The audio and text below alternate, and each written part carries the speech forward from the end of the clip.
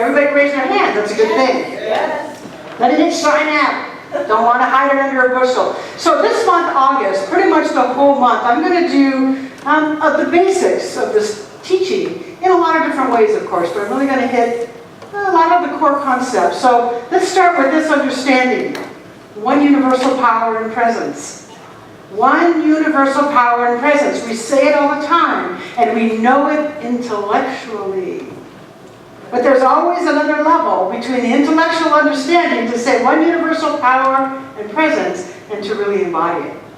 So we always begin with that understanding, which begins intellectually, that one power and presence must be intelligence. You look around, forget the people that you don't think are intelligent. Instead, look at Mother Nature. Because Mother Nature is easy to see an intelligent design. It's already loving. Again, don't think about the people who you don't think are loving, but think about the givingness of the divine in and of itself. Giving to nature, to the trees, to the air, to the animals, to us. Giving itself, it must be giving. We say that the intelligent, or that oneness, is also abundant. It's abundant. Ernest Holmes reminds us that we cannot count the grains of sand on a single beach. That's abundance. We forget, we think abundance means only income. Abundance is, look at the stars, look at the sands. So much beautiful abundance. We say that this one power, this one universal life is whole, meaning it's missing nothing. That's hard for us humans. We see brokenness. We see pieces and parts. What we're asking ourselves to remember is this one universal presence and power is not broken. There's nothing missing. It is whole in and of itself. Remembering that, we go a long way. And we say that it is creative. That's obvious too. That this one power is always creating. In other words, it already is.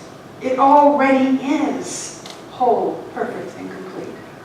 Now, today I'm going to use the word life as synonymous with God. Because that's really what we're talking about. This one thing itself is just life with a capital L, life. And Ernest Holmes, our founder, uses it a whole lot too. So this idea of one universal power and presence is one of our core concepts. Matter of fact, it is the first core concept that we get to return to again and again and again, reminding ourselves. Now I'm going to turn to our founder, Ernest Holmes, his little tiny book called This Thing Called Life, that he wrote a long time ago. And I'm going to share a couple of parts from it. I begin with this. God is life, not some life, but all life. God is action, not some action, but all action. God is power, not some power, but all power. God is presence, not some presence, but all presence. God is pure spirit, filling all space. This pure spirit animates your very act.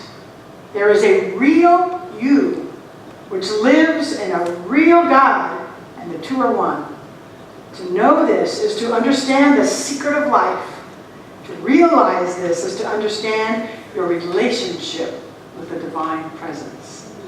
The two are one, filling every space. Ernest Holmes also says, whatever is true of the universe as a whole must be true of the individual as some part of the whole. We are some part of the whole. If there's only one life, and we're here, we're in it, so we're part of the whole. Whatever is true of the whole must be true of us. If you were taught that when you were 2, imagine how your life would be now. The problem is we weren't taught that when we were 2.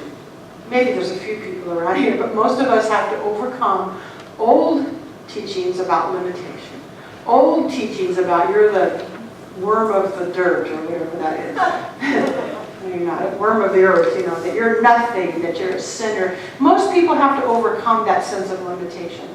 Imagine from 2 years old that you were told, you are a creation of God. You are a unique, beautiful creation of the whole, and so if the whole part is loving, so are you, honey. If the whole thing is creative, so are you, honey. Your little toddler self would be going, okay, and you would just accept that, and you'd grow up knowing that you are part of that whole. So just let yourself be the toddler for a second. And I'm telling you, whatever is true of the whole must be true of you as part of that whole. Take that in.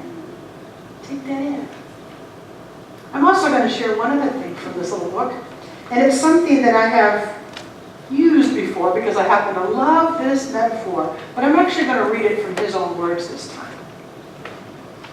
We can imagine a fish being told that he is surrounded by water, not quite realizing what this means. We can imagine such a fish swimming north, south, east, and west in search of water. If we think of this fish as a person, we can even imagine him looking up the books of fish lore, studying fish psychology and fish philosophy, always endeavoring to discover just where the waters of life are and how to approach them. Perhaps some wise old fish might say, it has come down to us through the ages that in ancient times our ancestors knew about a wonderful ocean of life. They prophesy the day when all shall live in the waters of life happily forever. And can't we imagine all the other fish getting together, wiggling their tails, looking wise and mysterious and beginning to chant, oh, water, water, water. We beseech you to reveal yourself to us. We beseech you to flow around us and through us, even as you did in the days of our ancestors. As a matter of fact, we are in the water of infinite life, just as the fish is in the ocean. The spirit of life is all around us. It flows through us. It permeates everything. It is the essence of all form and flows through everything. When you hear it like that, doesn't it sound so ridiculous what we do? Oh, God, please show me your ways. Oh, reveal to me something greater than me. It sounds really silly when you imagine the fish swimming through the water going, where's the water? Oh, water. Let me read my fish philosophy and my fish psychology. It's like, we're just in it. And we're in that infinite sea of life. We're the fish. We're the fish. And the first thing we can wake up to is that we don't have to go look for the water of life. It's already here. And so if it's already here, our job is then to simply reveal it in our own unique way. It reveals itself as Mother Nature. We already said animals and trees. It's easy to see it that way. I can see nature and the trees really easy. The people I don't like, a little harder. Still the truth. The things that I don't like about myself, a little harder. Still the truth. I already live in this perfect sea. It's already true. It's already revealing itself as me, as you. But we humans have been given this thing called consciousness. Different than other animals, different than trees, different than plants. We have this thing called consciousness, which means we are responsible for creating something. Sometimes joy, sometimes peace, sometimes yuck, sometimes turmoil, sometimes conflict. We have this responsibility in our hands, if you will. Sometimes that feels really joyous. Woo! I have the responsibility to create my life. Other times it feels like, oh my God. I have the responsibility to create my life. Depending on where we're at in life, sometimes doesn't it feel wonderful? And other times it feels daunting. Yeah, we're human. So we've got this thing called consciousness, which allows us to think and allows us to discern and allows us to choose. Choosing is an everyday thing. If we can keep it in our minds, right now it's really easy. I choose to reveal the wholeness of Spirit through me and as me. It's easy when I'm here on Sunday. It's easy for you, isn't it? I choose to reveal this beautiful Spirit that is me. And then I go home and I open up Facebook and I see something that I don't like. Especially when it comes to politics. And I get myself triggered. And and right in that moment, my consciousness has a choice to make. Am I going to go with the trigger and the anger, or am I going to remember that I'm allowing Spirit to reveal itself through me as peace and joy and love, so that I'm contributing something whole to the mass? Like everybody else, I'm human and I get triggered. And some days I go down the dark rabbit hole. And other days I stay up in the shiny place and I remember who I am. But we all have that. It's already here. Love is already here. Peace is already here. Joy is already here. Wholeness is already here. Creativity is already here. We don't get to choose whether that's true. It just is. But we get to choose if we act in accord with it. Are we acting in accord with what we say on Sunday morning? Are we acting in accord with love? If we're honest, we say yes, and sometimes no. And am I acting in accord with peace and joy and wholeness and abundance? Am I remembering that every moment of every day? Yeah. No. Sometimes yes, sometimes no. If we put it on the spectrum, yes, no.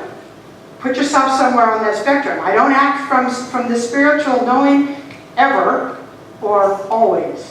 Where are you on that? Be honest with yourself. And then notice how you do this.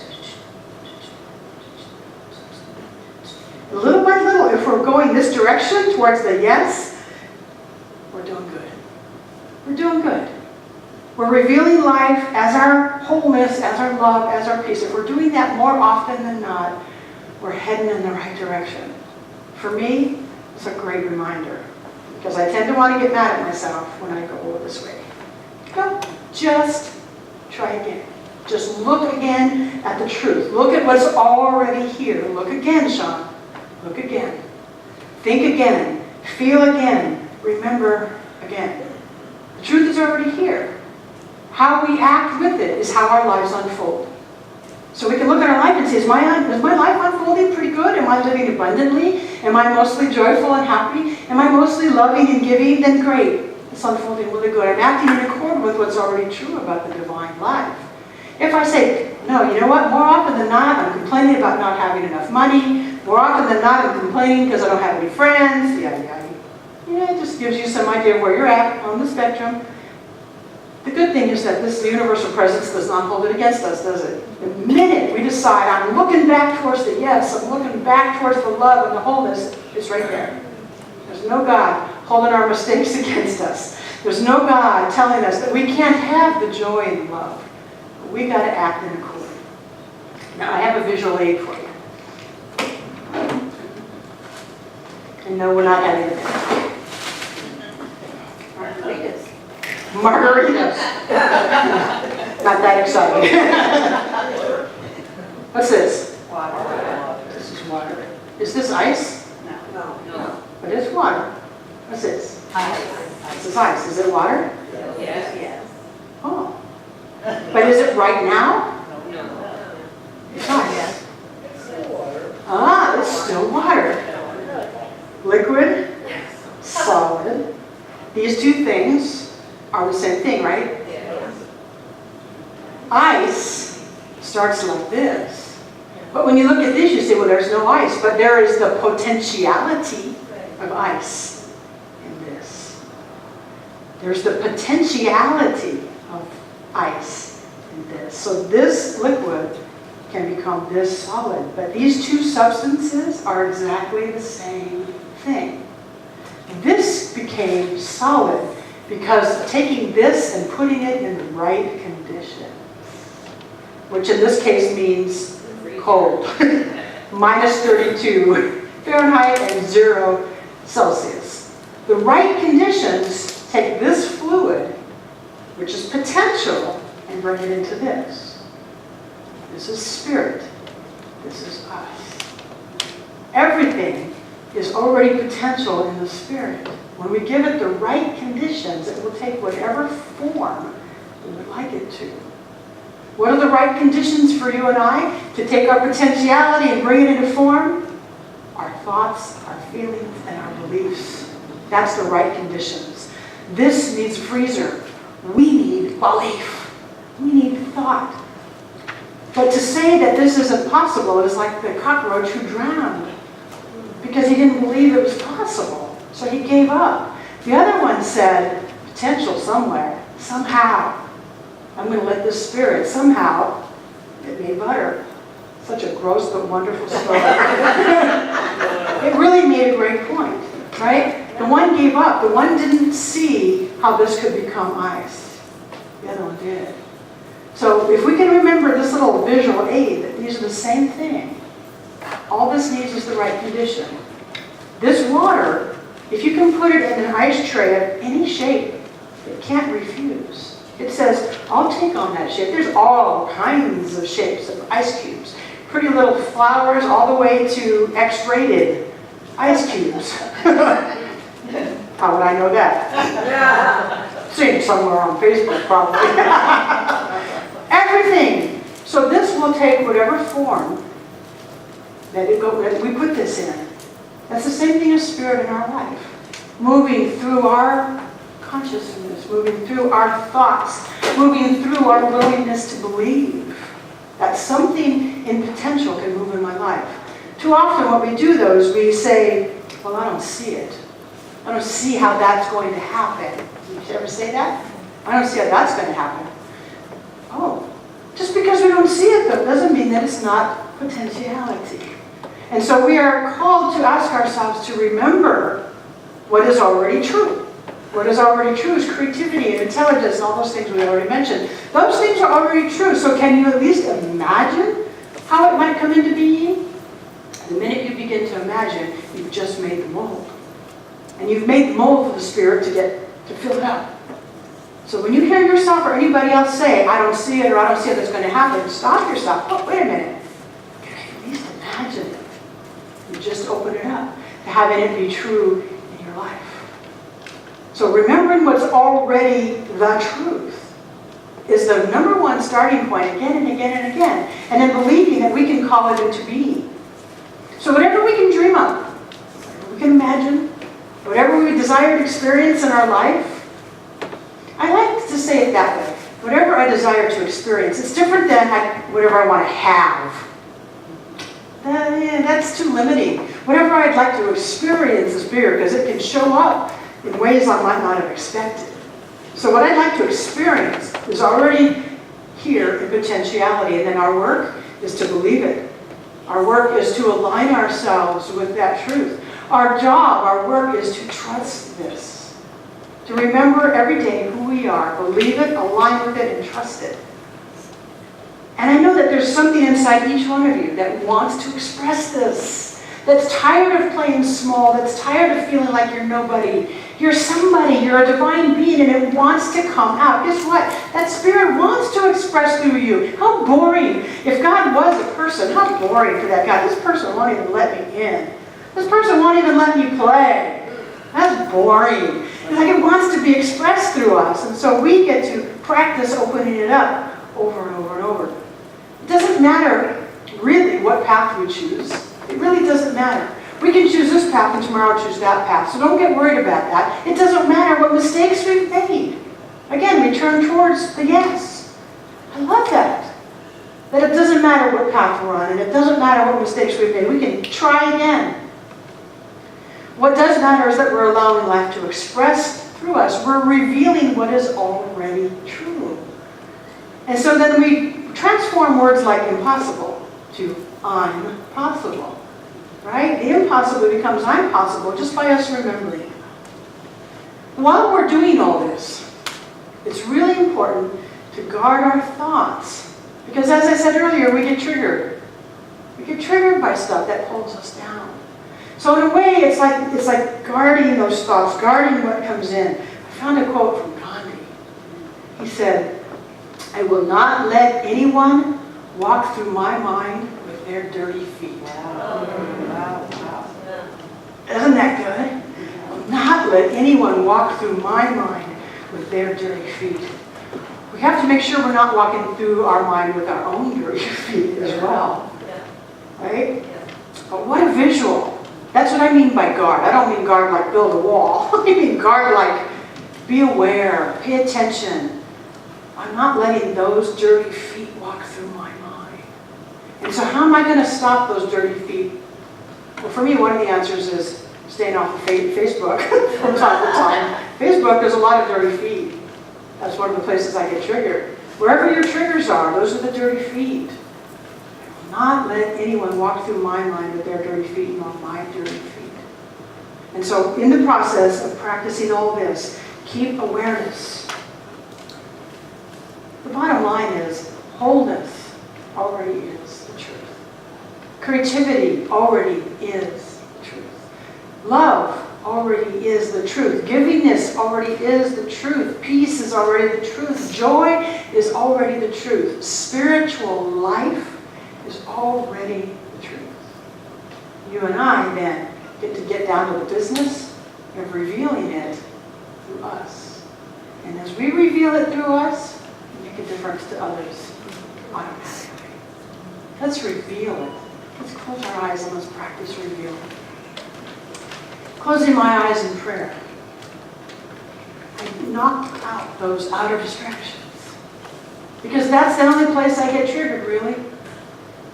And so moving away the outer distractions, I ask my inner knowing to once again connect with that power that is both greater than I am and right where I am. I invite my mind to remember wholeness already is, love already is, peace already is, creativity already is, life already is. Wherever I look, as far out into the beauty of the cosmos and the stars and the planets out there, life is.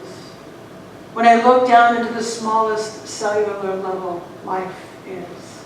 The energy of all life is already true. And it is right here in this room and in each one of us. And so as I claim this for me, I align my awareness with the truth of oneness. Oneness, not separation, oneness. Knowing that each one of us right here, right now, is already part of this wholeness. Whatever is true of the whole must also be true of the individual as some part of this wholeness. And so today, I speak this word remembering love for all of us, remembering peace for all of us, remembering joy and creativity and intelligence and wholeness and wellness for all of us. It is already here. As I speak my word, I know that something moves in the spirit, something moves in that creative energy, and it becomes more true for me and for you. I claim that each of us today moves from the negative to the positive. On that spectrum, we move toward the yes. We move toward the peace and the joy and the love and the wholeness. A little bit more today than yesterday, and a little bit more tomorrow than today. We keep moving, and we are assured of living a spiritual life fully, revealing through our unique self more of the God life. I know this is our truth, and I know that today you get it, you live it. I'm grateful. I'm grateful. I'm grateful to speak the word. I'm grateful to remember. I'm grateful to practice again. And with this gratitude, I release this love, this prayer into the law. That spiritual law that knows what to do. So I, Sean, can just let go and let God with full trust that something amazing is happening. And so I just let go. And so it is. So it is.